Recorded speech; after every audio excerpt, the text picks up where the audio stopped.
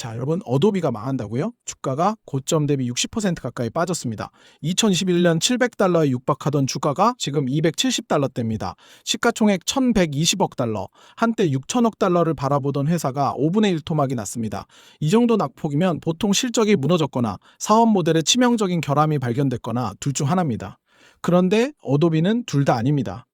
이유는 단 하나, AI 디스럽션 공포입니다. 올해 초부터 월가에서 사스포칼립스라는 신조어가 돌기 시작했습니다.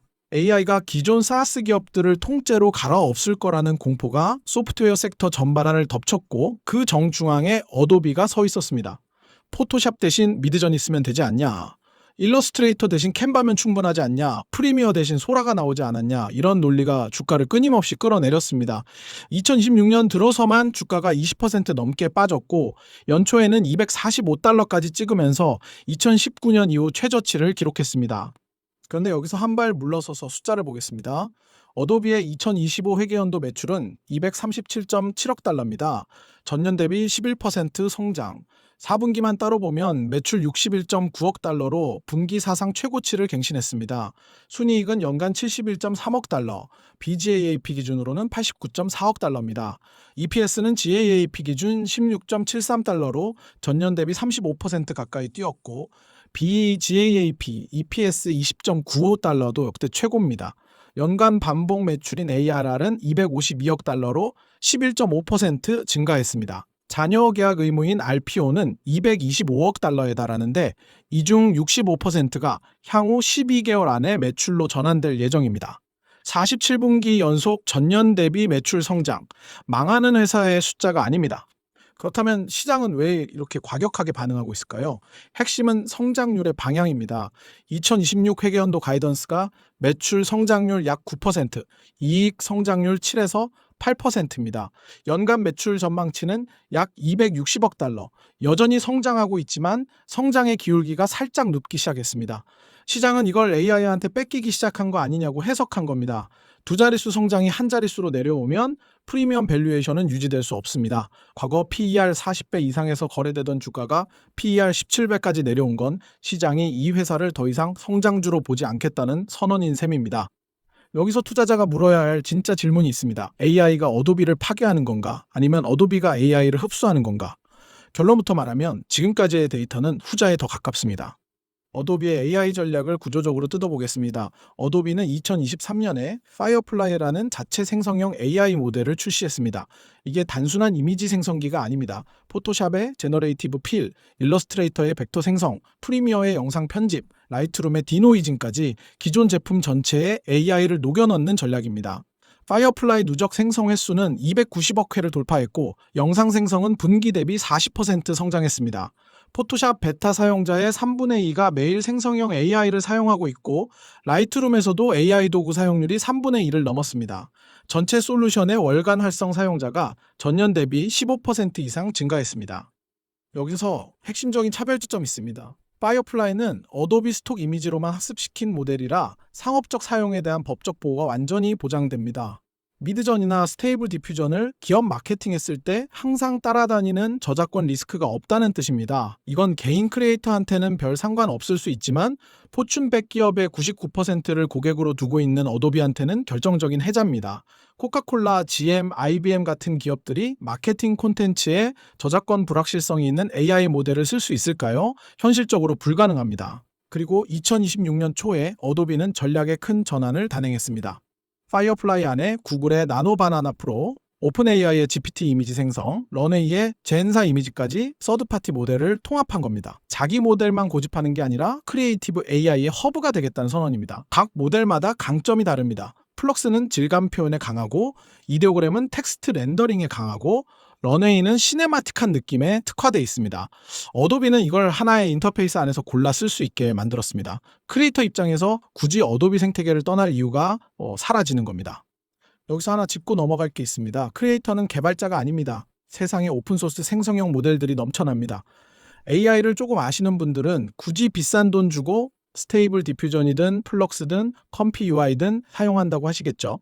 기술력이 있는 사람이라면 직접 모델을 다운받아서 자기 GPU에 올려 돌릴 수 있습니다. 조금만 공부하면 어도비 구독료의 몇 분의 1 비용으로 비슷하거나 더 좋은 결과물을 뽑을 수도 있죠. 하지만 그게 모든 사람에게 쉬운 일은 아닙니다. 파이썬 환경을 세팅하고 모델 가중치를 관리하고 프롬프트를 최적화하고 VRAM이 부족하면 양자화를 걸어야 하고 무슨 말인지 모르시겠죠? 이건 개발자의 영역입니다. 디자이너의 영역이 아닙니다. 포토그래퍼의 영역이 아니고 영상 편집자의 영역도 아닙니다. AI 시대의 크리에이터가 해야 할 일은 GPU 세팅법을 익히는 게 아니라 자신의 창작 역량을 AI로 증폭시키는 겁니다. 기술적 복잡성은 플랫폼이 흡수하고 크리에이터는 창작에 집중하는 구조. 어도비가 서드파티 모델까지 자기 안에 품어하는 건 바로 그 역할을 하겠다는 겁니다. 그리고 이 세상 크리에이터의 압도적 다수는 터미널 창이 아니라 포토샵 창 앞에 앉아 있습니다. 그 사람들에게는 어도비가 제공하는 원클릭 AI가 오픈소스 모델보다 훨씬 현실적인 선택지입니다. 수익화 모델도 주목할 필요가 있습니다. 어도비는 제너레이티브 크레딧이라는 소비 기반 과금 체계를 도입했습니다. 기존 구독료에 더해 AI 기능을 쓸 때마다 크레딧을 소모하는 구조입니다. 전형적인 면도기와 면도날 모델이죠. 2025년 4분기에 제너레이티브 크레딧 소비량이 전분기 대비 3배로 뛰었다는 건 AI가 실험 단계를 넘어 핵심 워크플로우에 깊이 들어갔다는 뜻입니다. 파이어플라이, 아크로벳 AI 어시스턴트, 젠스튜디오 같은 AI 전용 제품의 매출은 2025 회계연도 상반기에 이미 1.25억 달러를 넘었고 연말까지 2배 이상으로 성장할 것으로 전망됐습니다. 이건 아직 전체 매출에서 비중이 작지만 기울기가 가파릅니다. 아크로벳 쪽의 변화도 무시할 수 없습니다. 어도비가 PDF를 발명한 건 다들 알지만 지금 아크로벳은 단순한 문서 뷰어가 아닙니다.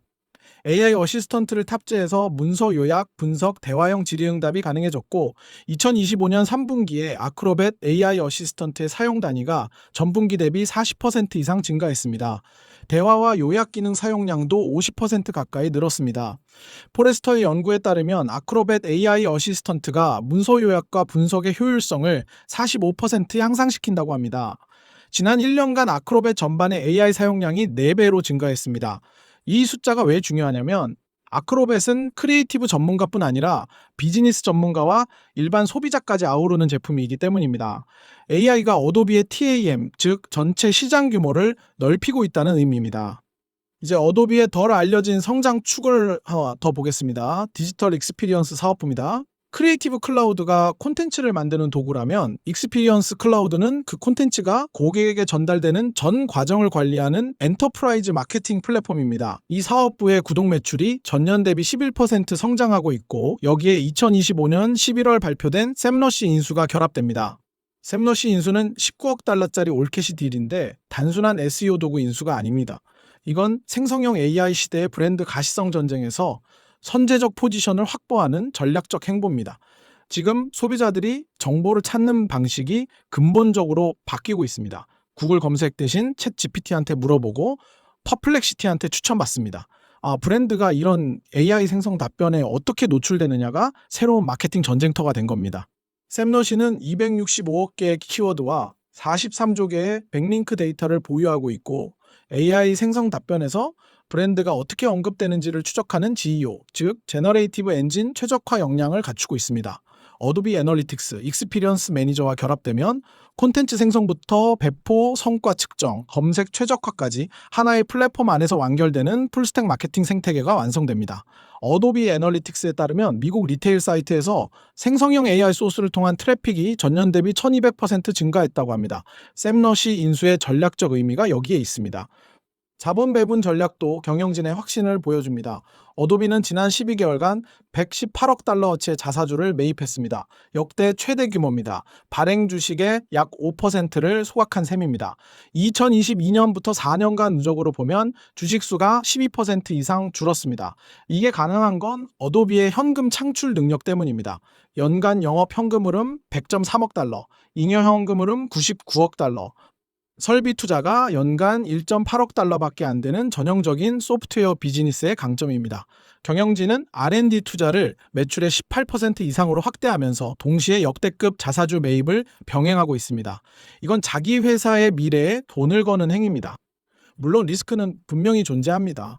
경쟁 환경부터 보면 피그마는 디자인 협업 시장에서 어도비를 빠르게 잠식하고 있고 캔바는 더 낮은 가격으로 기업 시장까지 확장하면서 어도비의 프리미엄 가격 정책에 직접적인 압력을 가하고 있습니다.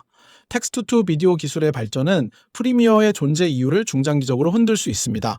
AI 인프라에 대한 투자, 특히 GPU 비용 증가로 영업이익률이 45% 수준으로 소폭 압축될 전망이라는 점도 부담입니다. 법적 리스크도 있습니다. FTC가 어도비의 구독 관행에 대해 소송을 제기한 상태입니다. 연간 구독을 월별로 결제하는 플랜에서 조기 해지지 수수료가 불투명하다는 게 핵심 쟁점입니다. 여기에 최근에는 어도비의 소규모 언어 모델이 불법 복제된 데이터셋으로 학습됐다는 집단 소송도 제기됐습니다. 어도비는 공정 이용을 주장하고 있지만 패소할 경우 모델 재학습이나 대규모 합의금이 필요할 수 있습니다. 그리고 가장 근본적인 질문이 있습니다. AI 네이티브 세대가 과연 어도비를 선택할 것인가? 지금 20대 크리에이터들이 포토샵 대신 캔바로 시작하고 미드저니로 이미지를 만들고 캡컷으로 영상을 편집합니다. 어도비의 엔터프라이즈 혜자가 아무리 깊어도 차세대 크리에이터 유입이 줄면 장기적으로 성장의 천장이 낮아질 수 있습니다. 어도비가 AI 허브 전략과 무료 익스프레스 앱을 통해 이 문제를 풀려고 하고 있지만 아직 성과가 충분히 증명되지는 않았습니다. 이제 밸류에이션을 깊이 있게 보겠습니다. 어도비의 현재 PER은 약 17배입니다. 10년 평균이 49배, 5년 평균이 40배, 3년 평균이 38배였던 회사입니다. 현재 PER은 10년 평균 대비 66% 할인된 수준이고 10년 최저치인 15배에 근접해 있습니다. 포워드 PER은 12배에서 15배 사이입니다.